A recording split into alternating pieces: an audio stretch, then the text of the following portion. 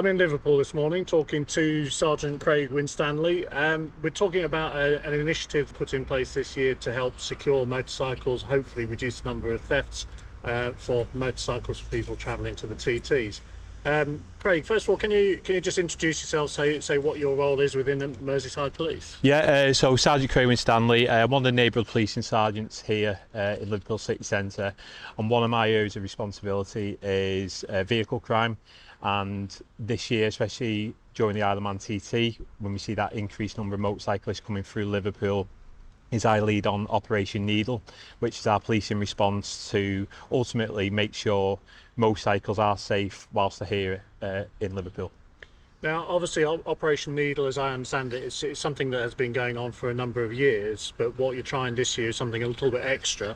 Can you just talk us through what it is that is different this year from last year, shall we say? So we're extremely fortunate this year through the MAG Foundation, National Vehicle Crime Reduction Partnership and the BMF to have additional funding that can go towards more crime prevention measures. So, for example, the Safer Pod that was stood by here is one of the options we've got this year, and we've deployed these across the waterfront hotels. We've got increased use of heavy-duty Oxford bike chains and also barriers as well, just to make it a little bit more difficult for any wannabe criminals to try and take a motorcycle whilst it's here in the city. Yeah, now obviously I think you've been doing some excellent work in previous years, and I think that has had a significant impact. How's it going so far this year? Have we obviously we're in the middle of the TT at the moment, but have you had any thefts this year? I do all the temp phase, but we've had none so far. The feedback though from the hotels and the guests has been extremely positive of the measures that we put in place, and I think that has not just creates that positive experience for the motorcyclists if they're staying over in the city or travelling through, but also the wider city as well.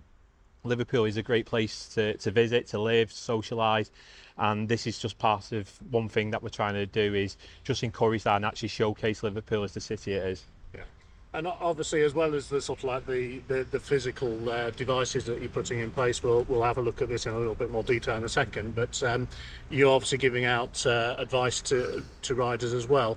And one thing that I think we have noted is in previous years is that riders coming to the TT from maybe parts of Europe, maybe not used to the English culture for stealing motorcycles, they may be a little bit more unprepared, shall we say, for the security. Do you find that that's an issue? Yeah, we have noticed, and it's through regular engagements with especially those motorcyclists from overseas.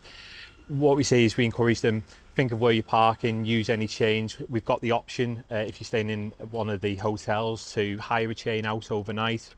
But also it's a very fair assessment is when we look at what sorts of bikes tend to be stolen, overwhelmingly they tend to be foreign registered bikes compared to UK registered, and a lot of that is attributed to that lack of taking the necessary precautions, shall we say, to look after your motorcycle right here in the city. Yeah, I know. Obviously, we were speaking earlier, and you mentioned about the fact that you encourage riders to give a fair amount of detail on their bike so that it can be more readily applied to the police national computer as a stolen bike. I know this is something that within MAG we've discussed in the past, how very often the PNC figures will show a bit of a delay because things like foreign bikes being stolen here don't go onto the computer as early as possible. Yeah, what is it that you're doing around that? So what we're doing around that is each hotel has got a motorcycle vehicle form. So what we ask them to do is provide details at the point of check-in around what's the chassis number of the bike, country of origin, etc. So then in the event that the bike is stolen, that information can be passed straight away over to Merseyside Police, so then we can pour it straight onto the police national computer. What that allows us to do is in that interim period, if that bike is recovered, we can then reunite it with the owner, preferably before they go over to the TT. But in last year and the year before, we've managed to find bikes whilst the victim has travelled over to the island and made arrangements for them to be reunited with the bike over on the Isle of Man, so then at least then they can enjoy the rest of the festival with their motorcycle. Excellent. Now, I think you mentioned earlier that obviously there's an awful lot of cooperation from the waterfront hotels. We're at the Ibis Hotel at the moment. Can you just sort of like explain to us the sort of like the cooperation, the partnership working? Because this isn't obviously motorcycle theft is not something that we're ever going to see policing solve by itself. But can you just talk about how you're working in partnership with places like the hotels and other agencies? Yeah, so very much here in the city, it is collaboration is the core theme right through the centre. So we're very fortunate. We've got Liverpool Bid Company and the accommodation bid. So through them, we can get key messaging out to over 85 hotels in the city centre. They also support us along with Liverpool City Council around the CCTV network. We've internally, it's not just the city centre neighbourhood team, we're supported by our roads policing bike team, our matrix departments, targeted teams, but also we've also got agreements in place with Lancashire Constabulary, with the Port of Heysham, with bikers going over there. Liverpool Ports Police as well, providing high visibility and disruption of any offenders around the terminal and other areas. And also speaking to the Isle of Man Constabulary around if we arrest any offenders for a theft, what we want is to get that person up or persons charged with the offence to then mitigate any further offences. So what we've done is agreed with the Isle of Man Constabulary of how they can support us with that, and that could be something as simple as getting a victim statement over on the island that can then make the difference of whether or not our CPS will charge a person or bail them, and ideally we always want to charge and then put them before the courts. So this really is sort of like a thorough and comprehensive plan. It's not just a case of we'll throw a few chains around and say that we've done everything that we possibly can, is it? No, not at all. As sort of my planning stage, it takes me a good few months to plan, to speak to partners, to get the buy-in. And the good thing here in Liverpool with the partnership arrangements is everybody's willing to support the operation, and that's testament, I think, to the results we've seen in recent years. We have seen that steady reduction in motorcycle theft during the TT period, and hopefully we'll continue in the same fashion this year as well. Excellent. So obviously this pod here that we're stood by is one of the key things that the extra funding has helped you provide this year. Can you just talk us through what exactly this is? So you probably might have seen these more in construction industry, protecting building sites. So what the Safer Pod S1 allows us to do is it's got CCTV capability. Staff also have access to a panic alarm where it can give out an audio warning that the police have been contacted, plus additional other security arrangements around like motion detection as well. It also, you can't miss it, it's a very visual deterrent from a distance, and this is one of the main things of if we have got people coming into hotel car parks to look and scope out motorcycles, seeing this will hopefully first act as that visual deterrent, but then if they do decide to try and breach the additional security, then it alerts people. We can respond as well. It's linked to a monitoring station. So there's quite a lot of security features that the pod can offer, and it's something we've not had the opportunity to use previously, and it's only been possible thanks to the funding we've received this year.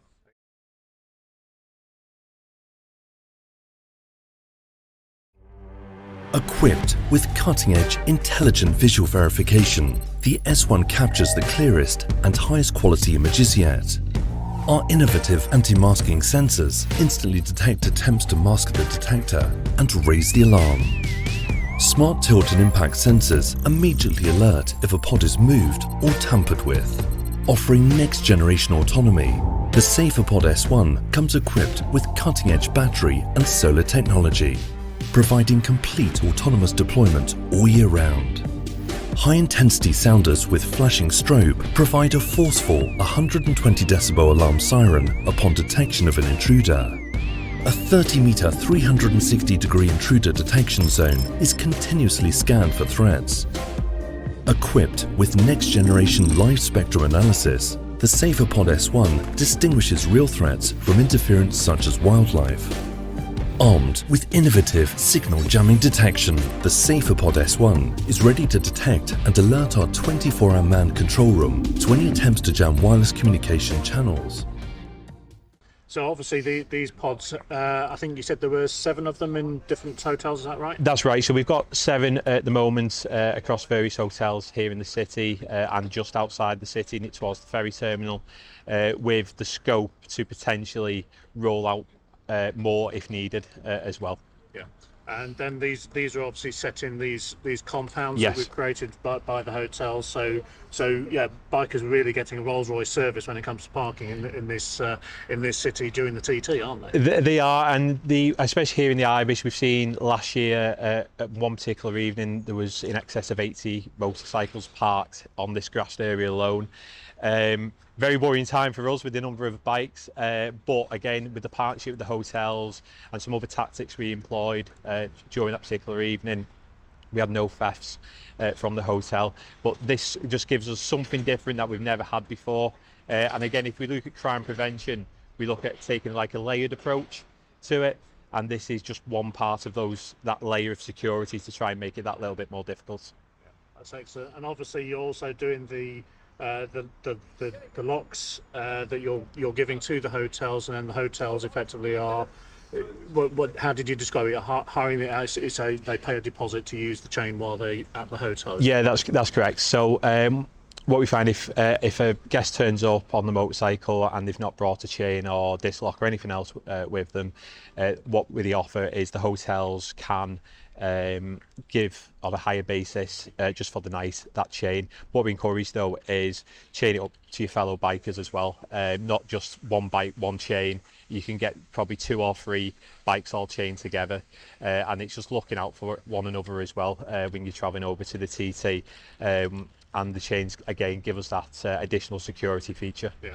I mean, to be fair, that's one thing that the MAG Foundation has been promoting for years, what they call lock to lock, where basically you put your chain through the chain on another bike. If there's no secure ground anchor to chain your bike to, if you put your chain through another bike's chain, either bike can still release their own bike if they need to, but it gives you that additional layer of security by doing that. That's it. And we've seen over the last few years, especially across over waterfront hotels, the chains do make a real impact.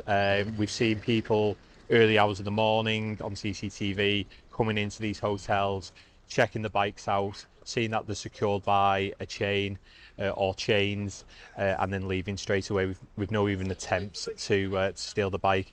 And again, not just visually are they impactful, but it also makes it very difficult for offenders to then steal those bikes if they try to. Okay, well that's excellent. Thank you very much for your time this morning, Craig, and hopefully we'll be able to do more of this kind of thing in the future. Yeah, absolutely. And thanks again, Colin, and again to the MAG Foundation for your support. Thank you. Thank you. Excellent.